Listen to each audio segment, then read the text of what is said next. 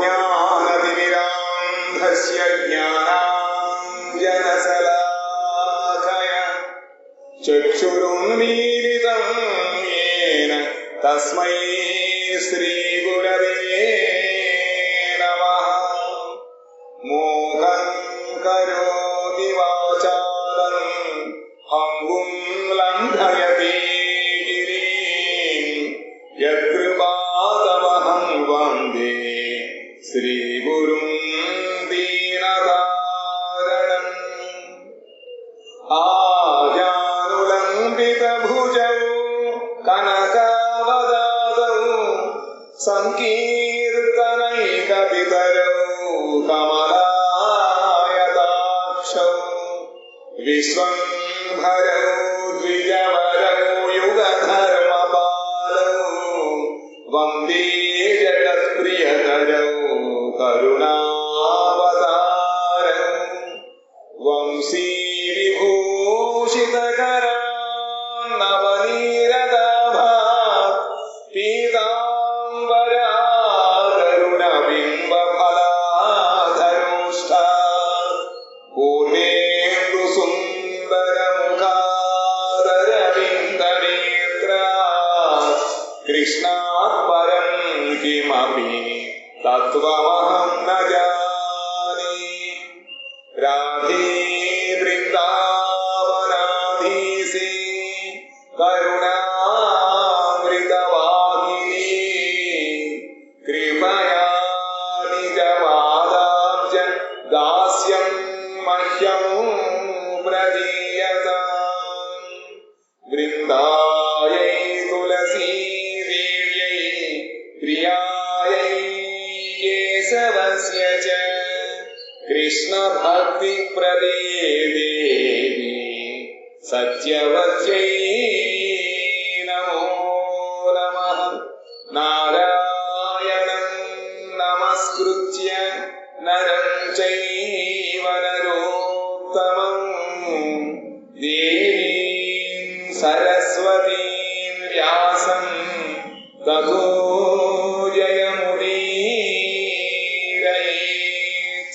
श्रीकृष्ण चैतन्य प्रभु नित्यानंद श्री अद्वैत गदाधर श्रीवासादि गौर भक्त वृंद। हरे कृष्ण कृष्ण कृष्ण हरे हरे हरे राम राम राम हरे हरे। तमादिदेवं करुणानिदानं तमालवर्णं सुहृदावतारम् अपार संसार समुद्र सेतुं भजामहे भागवत स्वरूपम्।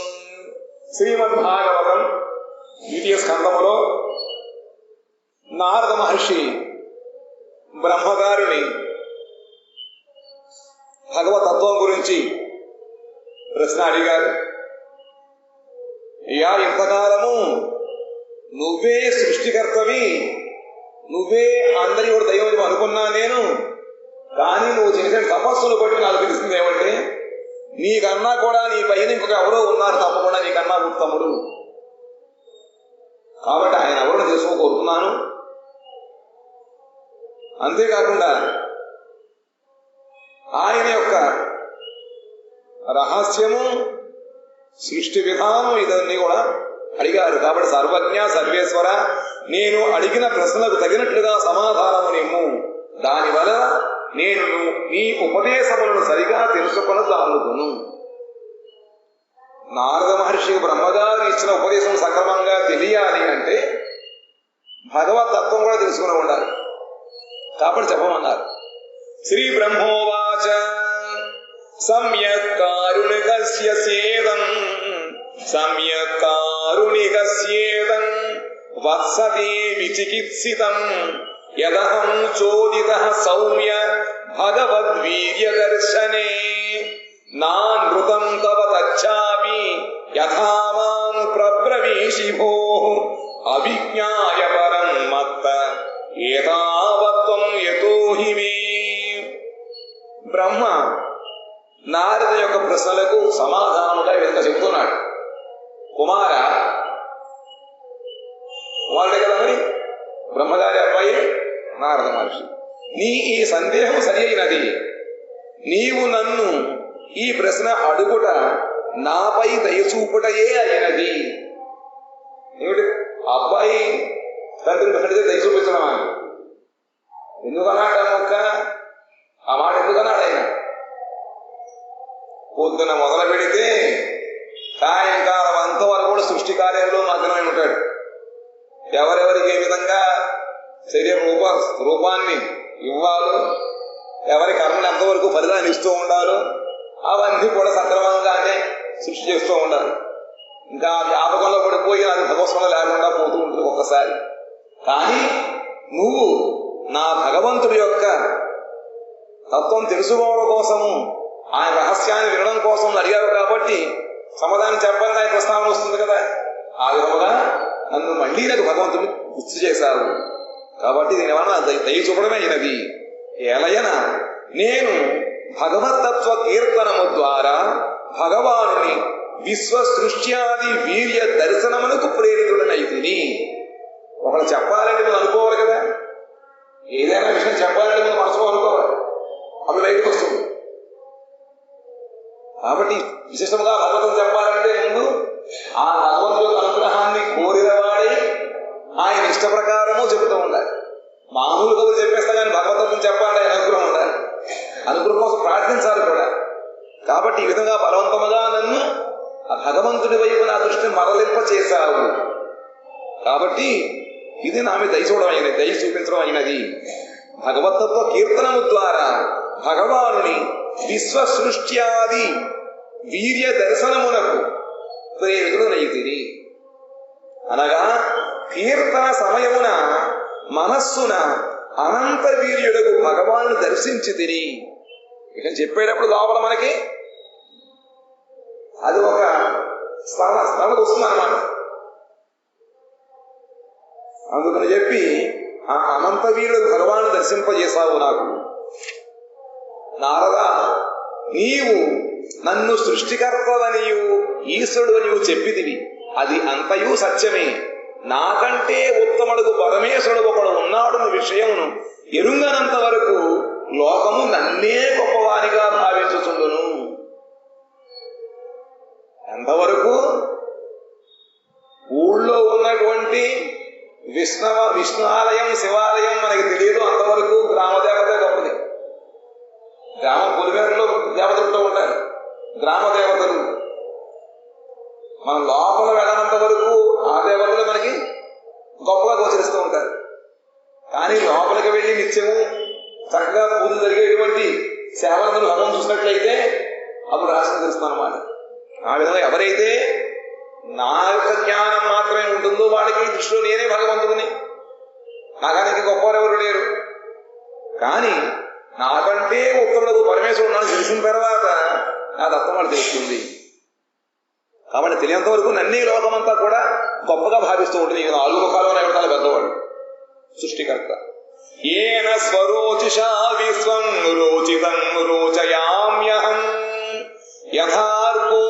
యథార్కోగ్నిర్యథా సోమో యదర్క్షగ్రహ తారకాః. సూర్యుడు, అగ్ని, చంద్రుడు, గ్రహములు, నక్షత్రములు, తారలు భగవత్ ప్రకాశితములైన వస్తువులను ప్రకాశింపచేయునట్లు నేను కూడా స్వప్రకాశుడైన ఈశ్వరునిచే ప్రకాశితమైన జగత్తును ప్రకాశింపచేయుచున్నాను. సూర్యుడు ఉదయిస్తున్నాడు, అగ్ని, చంద్రుడు, గ్రహం, నక్షత్రం అవన్నీ కూడా ఉన్నాయి కదా. ఇవన్నీ కూడా భగవంతుడు ప్రకాశింపచేసిన వస్తువులు మాత్రమే సంపజేస్తూ ఉంటాయి. ఏ వస్తువులు మనకి ఉత్తరింపజేస్తూ ఉంటాయా? సూర్యుడు మనకి ఎదురుకుండా ఉన్న వస్తువులు మాత్రమే సంపజేస్తూ ఉంటాడు. అడుగు నాకు ఎదురు ఇంకొక గ్రహణ దర్శనం కావాలంటే అవుతుందా? ఎందుకంటే భగవంతుడు మనకి ఏమి ప్రకాశింపజేస్తాడో వాటిని మాత్రం వాళ్ళు తెలియజేస్తూ ఉంటారు. ఇక్కడ లేని వాళ్ళు చూపించలేరు కదా. కాబట్టి నేను కూడా స్వప్రకాశుడైన ఈశ్వరునిచే ప్రకాశితమైన జగత్తును ప్రకాశింపచేస్తున్నాను. ఏ విధంగా అయితే ఒక వ్యాపారవేత్త చక్కగా ఉదయమున ఆయన వచ్చి తలుపులు తెరిచి లోపల ఉన్న సామాన్లు బయట పెడతాడంతే. కొత్తగా సృష్టి చేయడు కదా, లోపల ఉన్నాడు బయట చూపిస్తూ ఉంటాడు అంతే, చూసుకుంటూ ఉంటాడు. తర్వాత సాయంత్రం వెళ్ళి లోపల తెలుసుకుంటాడు. ఆ విధంగా బ్రహ్మ కూడా భగవంతుడు ఇచ్చిన వస్తువులు మాత్రమే ఆయన లోకమునకు దృష్టికి కనిపింపజేస్తూ ఉంటాడు. ఆయన విధంగా సృష్టి చేసేది లేదు. ఎలాగట అగ్ని గ్రహములు ఇవన్నీ కూడా ఏ విధంగా ఉన్న వస్తువునే ప్రకాశింపజేస్తూ ఉంటాయో ఆ విధముగానే ఈశ్వరుడిచే ప్రకాశమైనటువంటి జగత్తును లేదా సృష్టి నేను మళ్ళీ దాన్ని సృష్టి చేస్తూ ఉంటాను. తస్మై నమో భగవతే వాసుదేవాయ ధీమహి యన్మాయయా దుర్జయయా మాం బ్రువంతి జగద్గురుం. దాటరాని ఆయన మాయచే మోహితులై జనులు నన్ను జగద్గురు అని చెప్పుతున్నారు. భగవంతుడి యొక్క మాయ దాటరానివి.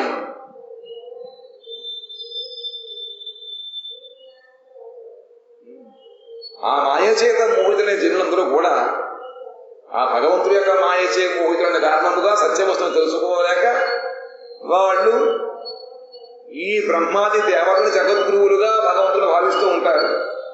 అట్టి భగవంతుడికి వాసులు నమస్కరిస్తున్నాను. దైవీహేష అమ్మాయి గుణమయ్యి అమ్మాయ దురక్షయ. తాతదానటువంటిది ఆ మాయను ఎవరు తెలుసుకోలేరు. అది మహామాయమని యోగమాయమని ఎవరు తెలుసుకోలేరు. ఆ మాయకు మోహితులైపోయిన కారణంగా సత్యవస్తువులు తెలియలేకుండా వాళ్ళు ఉన్న వాళ్ళని ఏమాత్రం ఎక్కడ కాస్త మనం వైభవం చూస్తున్నది భగవంతుడు అనుకుంటాం. కాస్త ఏమాత్రం చూపించినా కూడా ఆయనే భగవంతుడు. ఎందుకంటే తత్వజ్ఞానం లేని కారణంగా. ఇంకొకటి భగవంతుడి యొక్క మాయ ద్వారా మోహితులై ఉన్నారు. స్వయంగా భగవంతుడు చెప్పాడు పరమశివుడికి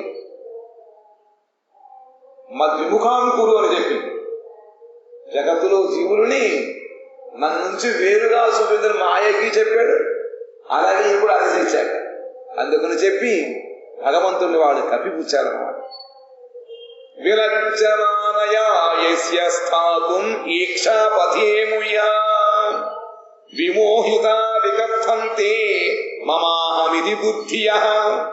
ఆయన దృష్టి పథమున నిలుచుటకు అంటే నా మోసమును ఆయన ఎరింగిన వాడని సిగ్గుపడిన ఈ మాయచే మోహితులు అవిద్యచే ఆవరింపబడిన వారు అగు జీవులు నేను నాది అని వ్యర్థముగా పలుకుతున్నారు.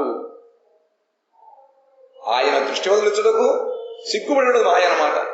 మాయగా ఒక విధముగా భగవంతుడికి ఆదేశం ప్రకారమే జీవులని సంసారంలో పాడేసినప్పటికీ ఇది నిజముగా భగవంతుడికి ఇష్టమైన పని కాదు. మాయ చేసే పని భగవంతుడికి నిజముగా ఇష్టమైన పని కాదు. ఎందుకంటే ఆ మాయలో పడిన జీవుడు మళ్ళీ పెట్టడం కుదరదు. ఎందుకు మాయకి భగవంతుడు ఆదేశించాట? మనలో భగవత్ సేవా ప్రవృత్తి సన్నగిల్లి ఎప్పుడైతే ఇంకొక వస్తువు అభిలాష కలిగి భగవత్ సేవలో ఉండే ఆనందం కన్నా మిగతా చోట్ల ఆనందం అనుకుని భగవంతుని మర్చిపోయానో ఆ మరుపుకి గుణపాఠం చెప్పడం కోసం భగవంతుడు మాయకుడు వీళ్ళు కాసేపు పట్టమన్నాడు. నిజంగా భగవంతుడికి చిన్నపిల్లలు ఏడుస్తుంటే ఆడి దగ్గర ఉదిరిచ్చేస్తానంటారు. ఇస్తాను నిజంగా ఇచ్చేస్తారు వాళ్ళు. ఆ బిడ్డకి కాస్త భయం చూపించే కార్యం చేయించడం కోసం నిజంగా పూజలు ఎవరు ఆ విధముగా భగవంతుడు ఒక భయాన్ని చూపించడం కోసం ఈ విధంగా చేస్తే ఆ మాయ నిజంగా మనల్ని తీసుకెళ్ళిపోయిందనమాట. అందుకని తెలుసు మాయకి ఏదో భగవంతుడు స్మరింపజేయడం కోసం భగవంతుడు మనకి భరిస్తే వాళ్ళు గుణ ఎటువంటి సాకశక్యంగా మాయ సత్తిందంటే దాంతో ఇంకంత పడిపోతాం అన్నమాట. భగవంతుడిని జ్ఞాపకం చేయించడం పోయి విస్మరింపజేయడం ఎక్కువైపోయింది. అది భగవంతుడు ఇష్టం ఉండదు. అందుకని భగవంతుడు ముందుకు రాలేకపోతుందిట. ఎవరు? మాయ. విలజ్జమానయ యస్య స్థాతుం ఈక్షపథే. ఆ విధంగా చేసిన కారణంగా భగవంతుడి కను ఎదురకుండా ఉండకుండా పక్కన ఉంటుంది మాయ. ఆయన దృష్టిపదములకు సిగ్గుపడిన అటువంటి మాయ చేత మనందరూ మోహితులై ఉన్నాము. ఇంకా అవిద్య చేత ఆవరణపడి ఉన్నాము. మోహితులు అనే కాకుండా అవిద్య ద్వారా ఆక్రాంతం. ఉన్న విద్య లేకుండా ఉండడం ఒకటి, రాకూడని విద్య తెలుసుకోవడం ఒకటి. అది కాదు అసలు ఇది. అటువంటి విద్య చేత మనం బాగా పండితులై ఉన్నాం అన్నమాట. అవిద్య ఆరంభపడిపోయాం జీవులు. అందుకని చెప్పి నేను నాది అసలు నిజముగా ఈ స్థలము మనది కాదు. అద్దె ఇంట్లో ఉన్నప్పుడు వాడు సొంత ఇంటికి వెళ్ళేంత వరకు ఏదో విధంగా ఇల్లు కట్టుకుంటాడు, ఇది నాది అంటాడా? ఒకవేళ బాబులుగా బయట అడ్రస్ కోసం చెప్పినా కూడా లోపల వాడు ఇది మరి ఆ ఇల్లు కాదు, ఇది అర్థం తెలుసు కాబట్టి. కానీ అవడం మర్చిపోయాం. మర్చిపోయి ఇది నాది, ఇది నేను అనేటువంటి ఒక వ్యర్థ ప్రలాపన పలికేటువంటి మరుగు వ్యర్థము అబద్ధము రెండు అటువంటి ఆ విధంగా పలుకుతూ ఉంటున్నాము. తన భర్త తన మోసమును తెలుసుకున్నాడని భయపడి కపట స్త్రీ తన భర్త ఎదురు నిలుచుటకు సిగ్గుపడును. తన భర్త తన మోసమును తెలుసుకున్నాడని చెప్పి భయపడిపోయి ఎదురుకుండా ఉండదుట, పక్కకి వెళుతూ బయట అక్కడ సమాధానిస్తూ ఉంటుంది. అట్లే కృష్ణదాసియకు జడమాయయు జీవులకు మోహమును కలుగు చేయుట భగవానులకు ఇష్టము కాదని భావించి అపకారమును చేయు ఆ స్త్రీ వలె భగవానుని దృష్టిపదమునపై పడుటకు సిగ్గుపడును. ముందర సిగ్గుపడుతూ ఉంటుందన్నమాట. జీవులందరూ భగవానులకు వెనుకనున్న మాయ ద్వారా మోహితులై విపర్యయ బుద్ధిగ్రస్తుల చేతులు. విపర్యయం అంటే ఎక్కడ ఉండాలో అక్కడ ఉండకుండా దాన్ని ఇంకొక విధంగా మనం తెలుసుకోవడం అన్నమాట. దేహమును మనస్సుగా ఆత్మగా భావించడమే. నిజముగా ఆత్మయ సత్య వస్తువు. అది కాకుండా నేను ఆత్మని, అది మర్చిపోయే జీవుడిని, ఈ శరీరము నాది, నేను అనేటువంటి అవిద్య ఉన్న కారణముగా మనం విపర్యయ బుద్ధి కలిగిందన్నమాట. దేహమును మనస్సును ఆత్మగా భావించి నేను నాది అని ఆత్మశ్లాఘము చేసుకుందరు. అశ్లాఘం అంటే నన్ను నేను గొప్ప కొడుకుపోవడం. ద్రవ్యం కర్మచ కాలస్య స్వభావో జీవ ఏవ చ వాసుదేవాత్ పరో బ్రహ్మం నాన్యోర్థోస్తి తత్వతః. నారద, ద్రవ్యము అంటే ఉపాదానములకు మహాభూతములు, కర్మ జన్మ నిమిత్తము కర్మ చేస్తున్నాం. ఆ కర్మలు ఎదుగుడా కర్మలు మన ఇంకొక జన్మకు ముందుని చెప్పనాదైపోతాం.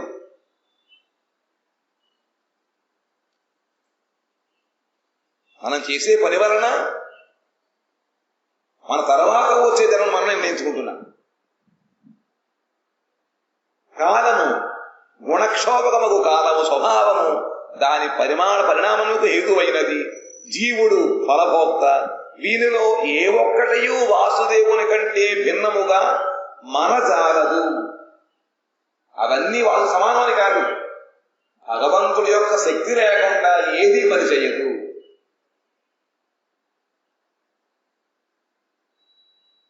ఏ ఒక్కటి కూడా వాసుదేవుని కంటే భిన్నముగా మనజాలదు అంటే ఉండలేదన్నమాట, ఉనికి ఉండదు. వాసుదేవుడు లేనిదే వీనికి ఉనికి లేదు. నారాయణ పరా వేద దేవా నారాయణం గజా నారాయణ పరా లోకా నారాయణ పరామకా నారాయణ పరో యోగో నారాయణ పరం తపః నారాయణ పరం జ్ఞానం నారాయణ పరాగతి. తస్యాపి ద్రష్టురీశస్య కూటస్థస్యాఖిలాత్మనః సృజ్యం సృజామి సృష్టోహం ఈక్షయైవాభిచోదితః. వేదములు నారాయణుడే కారణముగా కలవి. వేదములు నారాయణుడే కారణముగా కలవి. దేవతలు నారాయణుని అవయవముల నుండి జన్మించిరి. నారాయణుడే కారణమని చెబుతున్న వేదములు, లేదా వేదముల యొక్క ఉనికికి కారణం నారాయణుడు. ఆయన యొక్క ముఖోద్గీర్ణ వాణి కదా. దేవతందరూ కూడా నారాయణ యొక్క అవయవములను పుట్టారు వాళ్ళు. లోకములు స్వర్గాదులు నారాయణుని ఆనందాంశము యొక్క ఆభాస మాత్రములు. ఎందుకంటే స్వర్గలోకము ఇతర లోకములలో మనకి ఆనందం ఉంది, సుఖం ఉంది అనుకుంటున్నాం కదా. సరస సుఖం కాదది. ఇక్కడ 1 గంట సుఖంగా ఒక రోజు సుఖపడతాం అంతే తప్ప అందరూ సరసంగా మనం ఉండలేము. ఎందుకంటే ఇవి భగవంతుడి ద్వారా భగవంతుడి యొక్క ఇష్ట ప్రకారము సృష్టి అయినప్పటికీ కూడా అవి భగవంతుడి యొక్క ఆనంద అంశం యొక్క ఆభాసములు. పూర్తిగా ఆనందం లేదా అంటే ఆనందం ఉంది, అసలు ఆనందమే లేదా అంటే ఆనందం ఉంది, నిజంగా ఆనందం ఉంటే ఆనందం లేదు. సూర్యోదయానికి ముందు వెలుగుంటుంది, కానీ సూర్యప్రకాశము లేదు, చీకటి లేదు. ఆ విధంగా లోకాల్లో దుఃఖము ఉండదు, సుఖం ఉండదు, ఆనందం ఆభాస మాత్రం అనుకుంటున్నాం అంతే. అక్కడ యజ్ఞములు నారాయణ ప్రాప్తికి సాధనములు. చేసే యజ్ఞములు భగవంతుడు పొందడానికి సాధనములు అన్నమాట, కర్మలు మాత్రం కాదు. ప్రాణాయామాది యోగము నారాయణ పరమైనది.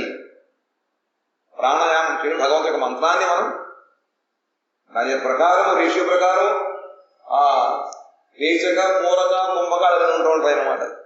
అందుకని ఈ ప్రాణాయామ యోగములన్నీ కూడా భగవంతుడు పరమగా చెప్పబడ్డాయి. తపస్సులకు కూడా పరమకారణుడు నారాయణుడే.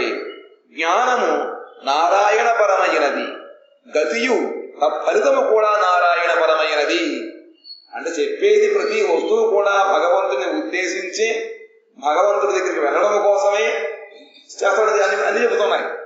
కానీ మనం అవన్నీ నా కోసం అనుకుంటున్నాం, వచ్చింది పొరపాటుదన్నమాట. తస్యాపి ద్రష్టురీసస్య కోటస్థస్యాహిరాత్మనః సృజ్యం సృజామి సృష్టోహం ఈక్షయైవాధిచోదితః సర్వాధ్యక్షుడు సర్వసాక్షియు సర్వాంతర్యామియు సర్వభూతాంతర్యాత్మయు అగు నారాయణుని కటాక్షము చేతనే ప్రేరితుడనై ఆయన చే సృష్టింపబడిన నేను ఆయన సృష్టించిన వస్తువులనే సృష్టించుతున్నాను. ఎవరంటున్నారు?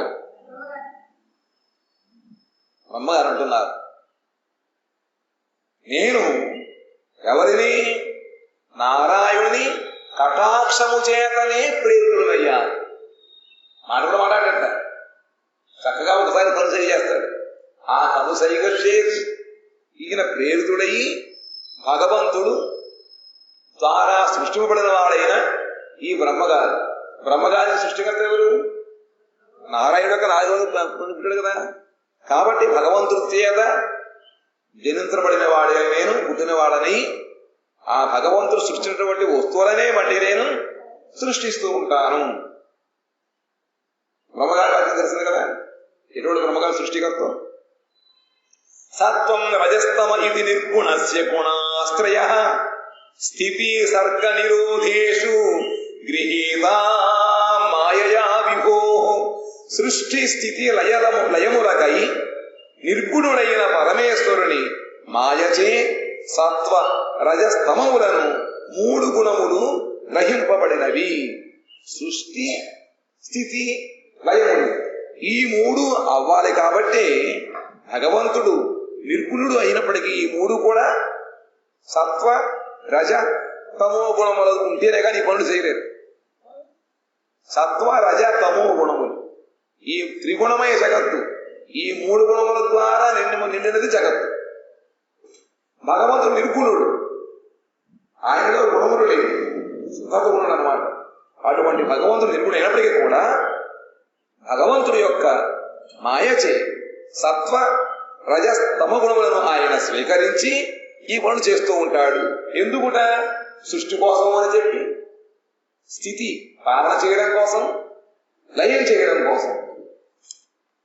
కార్యకారణకర్తృత్వే ద్రవ్య జ్ఞాన క్రియాశ్రయా బధ్నంతి నిత్యదా ముక్తం మయి మాయినం పురుషం గుణా.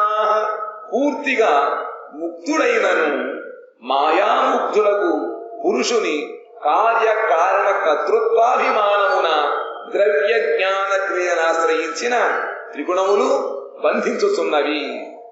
జీవుడు సహజముగా ముక్తుడు, స్వస్వభావంలో ఉన్నప్పుడు ఆయన ముక్తుడు.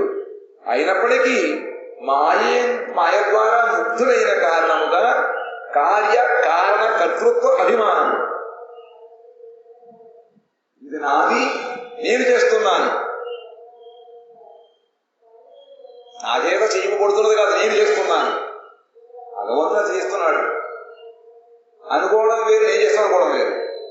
ఎప్పుడైతే నేను చేసిన అభిమానం వస్తుందో అప్పుడు ఆ కర్మకి బంధనం ఏర్పడుతుంది ఇంకోటి.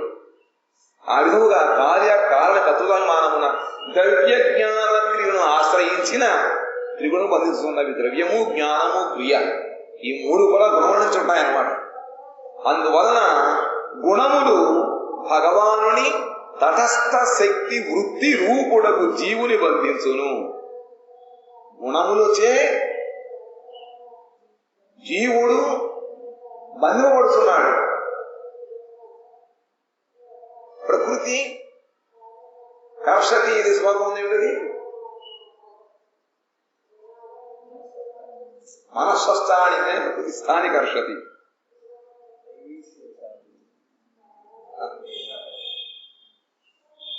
ఆమెగా పెద్ద ఏమవుతుంది అది వేరు. ఈ తటస్థీభూతుడు జీవుడు తటస్థుడు అయినప్పటికీ తటస్థ రూపులకు జీవులు బంధిస్తున్నాయి గుణములు. తటస్థ శక్తి భూతుడగుట వలన నిత్యముక్తులకు జీవునకు అనాది బహిర్ముఖత్వము ఉన్ముఖత్వము రెండును ఉండును. తటస్థ శక్తి రెండు అతని యొక్క పుట్టుక కాబట్టి ఆ జీవుడు రెండు ఉన్నాయి. తన యొక్క కర్మ ద్వారా ముక్తులు కాగలుగుతాడు, లేదా బద్ధులు కాగలరు. రెండింటికి ఆయనకి అవకాశం ఉంది, ప్రవృత్తి ఉందన్నమాట. తటస్థ శక్తి భూతులకు వలన నిత్యముక్తులకు జీవులకు అనాది బహిర్ముఖత్వం ఉంది. ఎప్పుడు వచ్చింది బహిర్ముఖం చెప్పలేము, అనాది నుంచి ఉందన్నమాట. తనకి వీక్నెస్ ఉంది అప్పటి నుంచో. అందువలన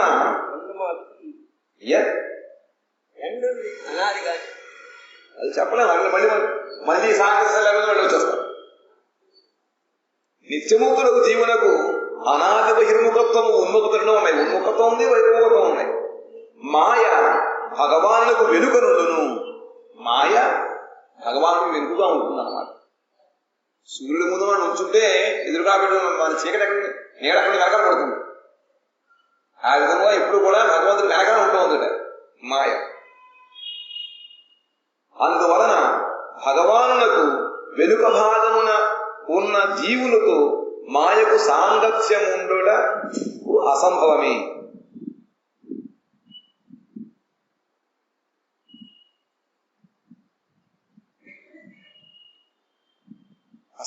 సంభవమే. అందువలన భగవానునకు వెనుక భాగమున ఉన్న జీవునితో మాయకు సాంగత్యం ఉండుట సంభవమే. కానీ జీవుడు అనాది బహిర్ముఖుడు కదా. ఆ బహుర్ముఖత్వం ఉన్నటువంటి కారణముగా వెంటనే మాయ ఎందు ఎక్కువ అతనికి ఆసక్తి ఉంటుంది అన్నమాట. సాంగత్యం ఉంటుంది సార్. అందువలన రెండు ఉన్నాయి కదా, ఉన్ముఖత్వం బహిర్ముఖత్వం ఉన్నాయి, రెండు ఉన్నాయి. అందువలన ఆదిభూతము, అధ్యాత్మము, ఆదిదైవము అను వారి కర్తృత్వమునందు మహాభూత ద్రవ్యము, దేవతారూప జ్ఞానము, ఇంద్రియ రూప క్రియకు ఆశ్రయ స్వరూపము అగు గుణములు తత్వ అభిమానముల ద్వారా అభిముఖములై మాయాముగ్ధతారహిత తటస్థ జీవును బంధించును. అసలు మామూలుగా మాయ కన్నా వేరుగా ఉంటూ ఉండేవాడు జీవుడు. రెండు రకాల గుణములు ఆయనలో ఉన్నాయి, ముందు నుంచే ఉన్నాయన్నమాట. అటు మాయకు వెళ్ళగలడు, భగవంతుడికి వెళ్ళగలడు.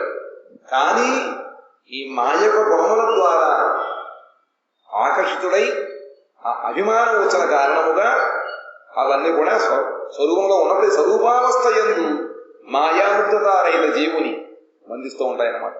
స ఏష భగవాన్ లింగై స్త్రీభిరీభిరతోక్షజ స్వలక్షిత గతిర్బ్రహ్మన్ సర్వేషాం మమచేశ్వర. నారద, ఆ ఈ ఇంద్రియాతీతుడగు భగవానుడు గుణముల యొక్క ఈ 3 ఆవరణముల చేత తన స్వరూపమును వెల్లడి చేయుడు. భక్తులకే ఆయన తత్వము తెలియను గాని ఇతరులకు తెలియదు. సర్వ ప్రపంచమునకు నాకు ఆయనే పరమేశ్వరుడు. ఆ భగవంతుడు ఇంద్రియాతీతుడు అదు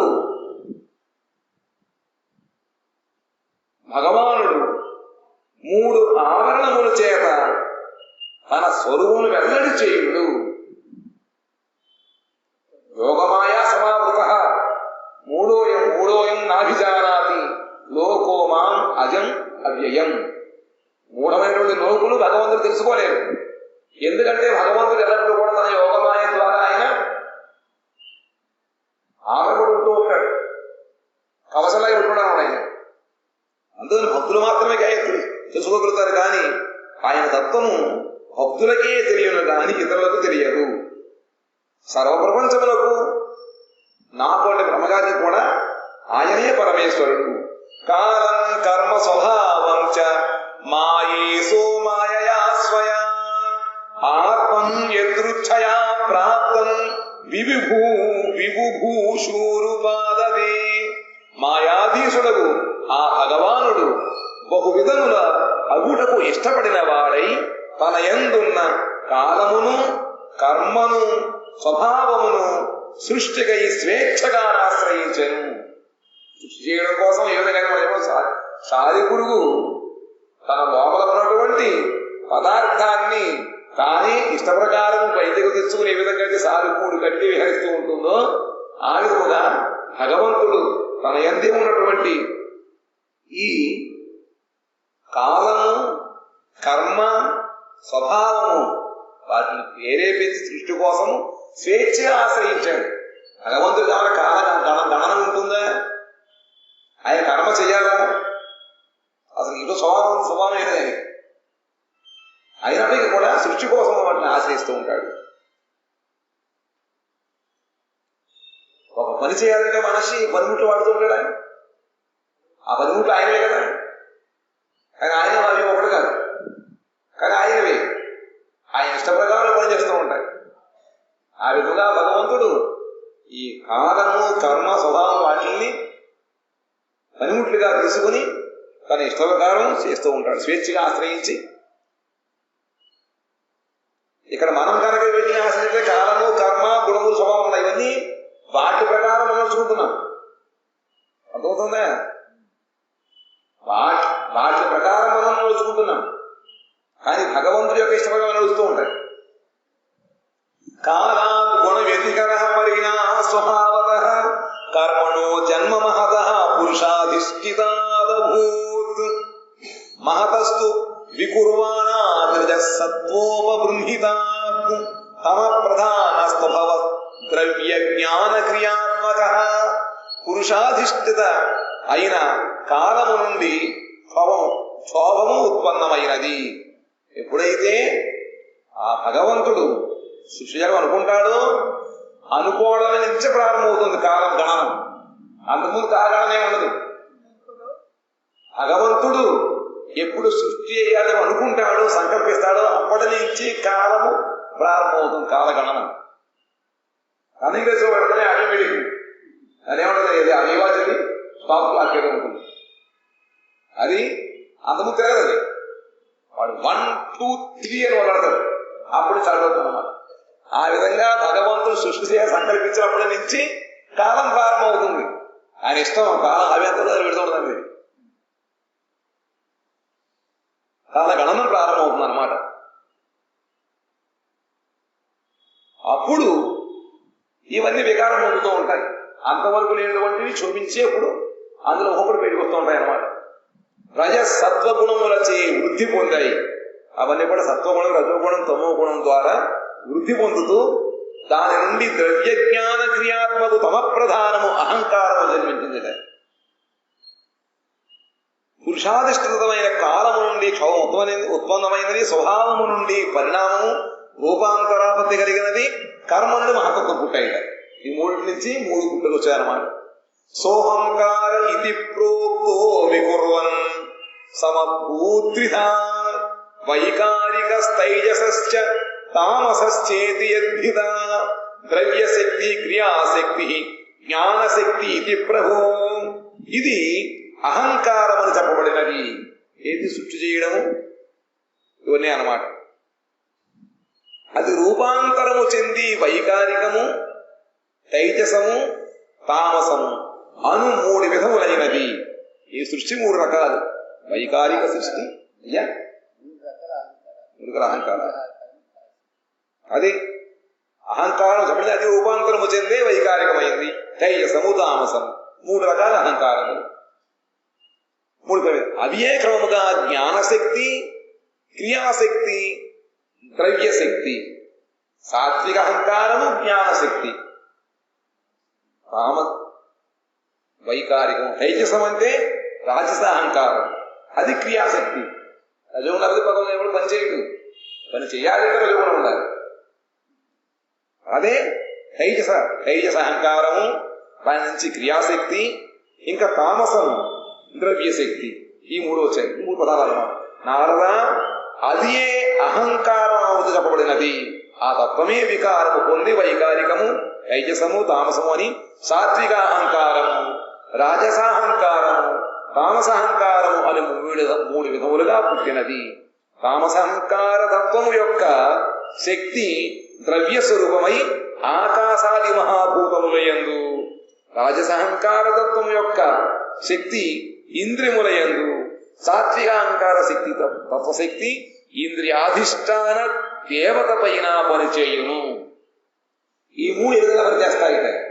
సాత్విక అహంకారమేమో ఆకాశాది మహాభూతములు, పంచభూతములు ఉన్నాయి కదా, వాటితో పనిచేస్తూ ఉంటుంది. రాజసహంకారం యొక్క శక్తి ఇంద్రియములందు, చూడడము, చేయడం, ఈ పనులన్నీ ఉంటాయన్నమాట. సాత్విక అహంకారం ఎక్కట, అది ఇంద్రియాధిష్టాన దేవతలు అన్నమాట. అధిష్టాన దేవత పైన పనిచేయును. మనసు కావుడు సాత్విక అహంకార తత్వశక్తి ఇంద్రియాధిష్టాన దేవత పైన. ఇంద్రియముల అధిష్టానం ఉంటాయి కదా. తామసాదపి భూతాదిర్వికుర్వాణాదభూన్నభ తస్య మాత్ర గుణసత్తో లింగం యద్ద్రష్టృదృశ్యయో. తామసహంకారం వికృతి చెందగా దాని నుండి ఆకాశము ఉత్పన్నమైనది. దాని గుణము శబ్దము. శబ్దము ద్వారానే ద్రష్టృ దృశ్యములు తెలియబడవు. శబ్దము ద్వారానే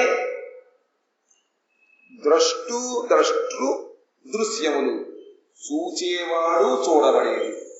ఈ రెండు. నభసోధ వికుర్వాణాదభూత్ స్పర్శ గుణో నిలః పరాన్వయాచ్చబ్దవాంశ్చ ప్రాణవోజ సహోబలం. ఆకాశం యొక్క గుణము శబ్దము. శబ్దము ద్వారానే చూడబడేవాడు చూసేవాడుతుంది. రెండు. పిమ్మట ఆకాశము వికారము చెందగా దాని నుండి స్పర్శ గుణముతో కూడిన వాయువు జనించింది. ఆకాశం నుంచి వాయువు కారణరూపముకు దానితో ఆకాశమునకు సంబంధం ఉండుట వలన వాయువునందు కూడా శబ్దగుణం ఉన్నది. ఇంద్రియములందలి స్ఫూర్తి, శరీరమునందలి జీవశక్తి, ఓజస్సు, బలము దీని రూపములే. అందుకనే ఆకాశములు శబ్దతో పాటు స్పర్శక్తి కూడా ఉందన్నమాట. వాయువు స్పర్శ గుణముతో కూడా వాయువు అన్నమాట. ఇప్పుడు వాయువులో స్పర్శ గుణము ఉంది, ఆకాశంలో ఉన్న గుణము, దీనిలో కూడా శబ్ద గుణం కూడా ఉందన్నమాట. అందుకని గాలి వేస్తుంటే శబ్దం వస్తుంది కదా. వాయోరపి వికుర్వాణాత్ కాల కర్మ స్వభావతః ఉదపద్యత వై తేజో రూపవత్ స్పర్శ శబ్దవత్. కాల కర్మ స్వభావం వలన వాయువు వికారము చెందగా దాని నుండి తేజస్సు పుట్టినది. వాయువు నుండి తేజస్సు. తేజస్సు గుణము, రూపము. వాయువుకు రూపం లేదు, ఆకాశానికి స్పర్శ లేదు. ఇక్కడ ఎప్పుడు తేజస్సు పుట్టి తేజస్సుకి ముఖ్య గుణం రూపం అన్నమాట. ఇంకా ఆకాశం, వాయువు, తేజస్సులకు కారణం ఒకటి వలన ఆ గుణములు కూడా వీటిలో ఉంటాయి. అందుకనే తేజస్సుకి శబ్దం ఉంది, స్పర్శ ఉంది, రూపం ఉంది. తేజస్సుతో రూపముతో పాటు శబ్ద స్పర్శ గుణములు కూడా విరాజిల్లుతున్నవి. తేజసస్తు వికుర్వాణాదాసీదంభో రసాత్మకం రూపవత్ స్పర్శవచ్చాంభో ఘోషవచ్చ పరాన్వయాత్. తేజస్సు వికారము చెందగా జలము ఉత్పన్నమైనది. తేజస్సు వికారము జలము. జలం యొక్క ముఖ్య గుణము రసము. దీని గుణము రసము. కారణతత్వముపైన శబ్ద స్పర్శ రూపములు కూడా దీని యందు ఉన్నవి. కారణతత్వం గుణములైన శబ్ద స్పర్శ రూపములు కూడా జలముకు ఉంటాయి. జలము యొక్క ముఖ్య గుణము రసము. ఆ రసముతో పాటు ఈ గుణములు ఉంటాయన్నమాట. ఎందుకంటే ఈ మూడు దానికి కారణం కాబట్టి. విశేషస్తు వికుర్వాణాదంభసో గంధవానభూత్ పరాన్వయాద్ రస స్పర్శ శబ్ద రూప గుణాన్విత. జల వికారము వలన పృథివీ జనించినది. జలము యొక్క వికారం వలన పృథివీ జనించిందిట. ఆ పృథివీ యొక్క గుణము గంధము. కారణ గుణములు కార్యములోనికి వచ్చున్న న్యాయముచే కారణ గుణములు కార్యములోనికి వస్తుంది. ఇది న్యాయం అన్నమాట. ఆ సూత్ర ప్రకారము శబ్ద స్పర్శ రూప రసములను 4 గుణములు కూడా దీని యందు ఉన్నవి. ఆ విధంగా భూమి యందు ఈ 4 గుణములతో పాటు ఆ గంధం అనేటువంటిది ముఖ్యం ఉంటాయన్నమాట. మళ్ళీ సృష్టి అయిపోయిందో ప్రళయకాలంలో కూడా ఈ విధంగా ఒకదాని వల్ల అలా కలిసిపోతున్నాయన్నమాట. ఇప్పుడు ఏ విధంగా అయితే వాటి యొక్క వికారాలను ఒక్కొక్కటి పుట్టుకుంటూ వస్తున్నాయో ఆ విధంగా మళ్ళీ సృష్టి సంహార సమయంలో కూడా ఒక్కొక్కటి ఆ విధంగా వెళ్ళిపోయి ఆ ఆకాశం కాస్త శబ్దంతో పాటు వెళుతుందన్నమాట. అందుకనే దీనికి అసలు కారణం శబ్దం కాబట్టే మనం శబ్దం ద్వారానే మన అక్కడికి వెళ్ళాలి. అందుకనే భగవంతుడి యొక్క నామం అన్నమాట శబ్ద బ్రహ్మము అంటారు. ఆ శబ్ద బ్రహ్మము ద్వారా మాత్రం మనం ఈ లోకాన్ని విడిచి పరలోకం కలగలుగుతాం. వైకారికాన్ మనోజజ్ఞే దేవా వైకారికాదశ దిగ్వాతార్క ప్రచేతో అస్వి వహినీంద్రోవేంద్రమిత్రకా. సాత్వికాహంకారము నుండి మనస్సు జనించింది. సాత్విక అహంకారం నుండి మనస్సు అన్నమాట.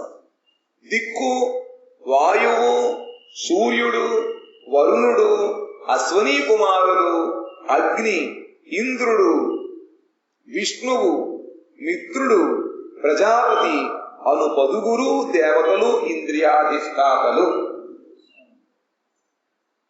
అశ్విని కుమారుడు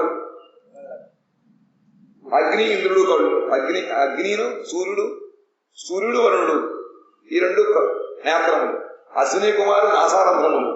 అగ్ని, ఇంద్రుడు, విష్ణువు, మిత్రుడు, ప్రజాపతి వీళ్ళందరూ కూడా దేవతలు, ఇంద్రియాధిష్ఠ దేవతలు. సాత్వికాహారకము నుండి సాత్విక అహంకారము నుండి మనస్సు పుట్టినది. 10 దేవతలు కూడా సాత్విక అహంకారం నుండియే పుట్టింది. శ్రోత్రము, త్వక్కు, చక్షువు, జిహ్వ, ఘ్రాణము అనుని 5 జ్ఞానేంద్రియములకు అధిష్టాన దేవతలైన దిక్కు, వాయువు, సూర్యుడు, వరుణుడు, అశ్వనీ కుమారుడు అను 5. వాక్కు, పాణి, పాదము, వాయువు, ఉపస్థ అను 5 కర్మేంద్రియములకు అధిష్టాన దేవతలైన అగ్ని, ఇంద్రుడు, ఉపేంద్రుడు, మిత్రుడు, ప్రజాపతి 5 పుట్టారు. తైజసాత్తు వికుర్వాణాదింద్రియాని.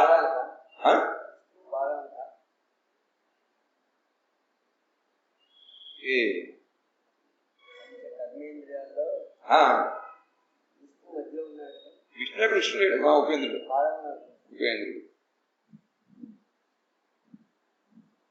వాక్కుకి అగ్ని, పాణి ఇంద్రియుడు, పాదము ఉపేంద్రుడు, వాయు మిత్రుడు, ఉపస్థ ప్రజాపతి. తైజసాత్తు వికుర్వాణాదింద్రియాని దశాభవన్. జ్ఞానశక్తి, క్రియాశక్తి, బుద్ధి, ప్రాణశ్చ తైజసౌ. శ్రోత్రం త్వక్ ఘ్రాణ దృగ్జిహ్వా వాగ్దూర్మేఢ్రాంఘ్రిపాయవః. జ్ఞానశక్తియగు బుద్ధి, క్రియాశక్తియగు ప్రాణము అను నీ రెండును తైజసాహంకారములు. సాత్విక అహంకారం మనస్సు, దాని చేతులు చెప్పారు. ఇప్పుడు తైజసహంకారము, జ్ఞాన శక్తియగు బుద్ధి, క్రియాశక్తియగు ప్రాణము, ఈ రెండు కూడా తైజసహంకార కార్యములు. అందువలన వికారము చెందిన తైజసహంకారము నుండి శ్రోత్రములు, త్వక్కు, నేత్రములు, జిహ్వ, ప్రాణము అను 5 జ్ఞానేంద్రియములను, వాక్కు, హస్తములు, పాదములు, వాయువు, ఉపస్థ అను 5 కర్మేంద్రియములను పుట్టినవి. కర్మ ఇంద్రియాలు పుట్టి అంతకుముందు అధిష్టాన దేవతలు పుట్టారు. సాత్విక అహంకారం ద్వారా అధిష్టాన దేవతలు, అవతారాలు కాదు, సాత్విక అహంకారము ద్వారా ఇంద్రియములకు అధిదేవతలు, రాజసిక అహంకారము ద్వారా ఇంద్రియములు పుట్టాడు. యదైతే సంగతాభావ భూతేంద్రియమనోగుణా యదాయతన నిర్మాణే నసేకుర్ బ్రహ్మవిత్తమా. బ్రహ్మవేత్తలలో శ్రేష్ఠుడవగు నారద, ఈ పంచభూతములు, ఇంద్రియములు, మనస్సు, సత్వాది త్రిగుణములు పరస్పరము కలియనంత వరకు శరీర నిర్మాణము జరగదు. ఇవన్నీ కలిస్తేనే శరీర నిర్మాణం జరుగుతుందని చెప్పి బ్రహ్మగారు నారదుడికి తత్వజ్ఞానం ఇది కష్టంగా ఉంటుందని కూడా మనం తెలుసుకోవాలి. వాంఛాకల్పతరుభ్యశ్చ కృపా సింధుభ్యయేవ చ పతితానాం వైష్ణవేభ్యో నమో నమః.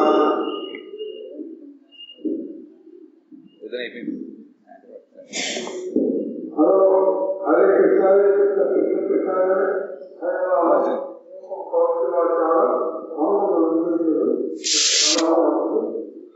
భగవంత అవతారాలు ఇప్పుడు అవతారం అన్ని అనుకున్నాం. మన కర్మచాలక అవతారాలు భక్తులు అవతారాలు సంపూర్ణంగా లోక కళ్యాణం కృష్ణుడు శక్తి కృష్ణుడు రక్షించడానికే భగవత్ అవతారం ముందుకు ఉంటారు. కాబట్టి భగవత్ అవతారం దాన్ని సవరించారు.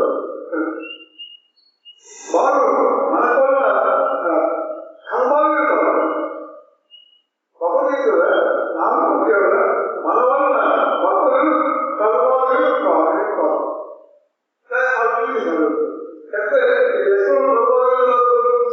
మన జన్మలు తెలియదు, వాళ్ళ జన్మ బుద్ధి పడుతుంది.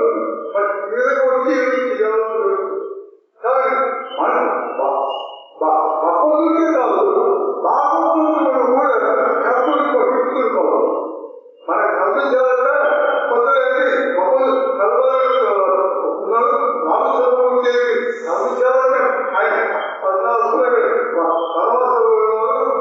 అని అందరూ మన కర్మలు కాదు.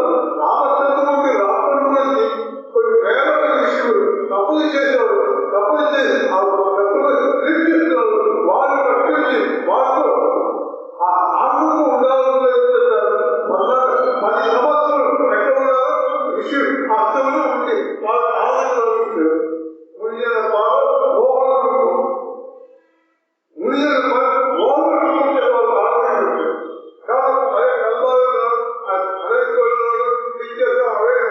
ఆయనకి కాదు సర్వ భాగవతులు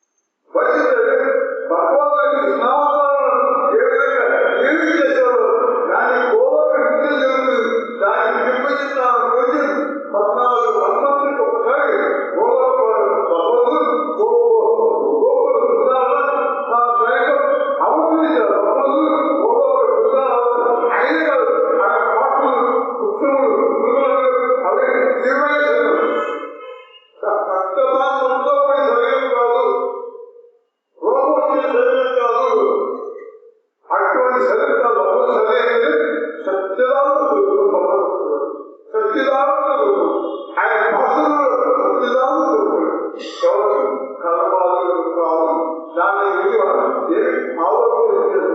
మమ్మల్ని ఆవర్తిస్తారంటే ఉంటే జనములు నక్షత్రములు అని ముగి వచ్చేస్తారు అనుకుంటున్నారు. ఏ విధంగా విజయాలను భగవానుడు అనుభవించారు. పుట్టాలని కృష్ణుడు పలుకుతూ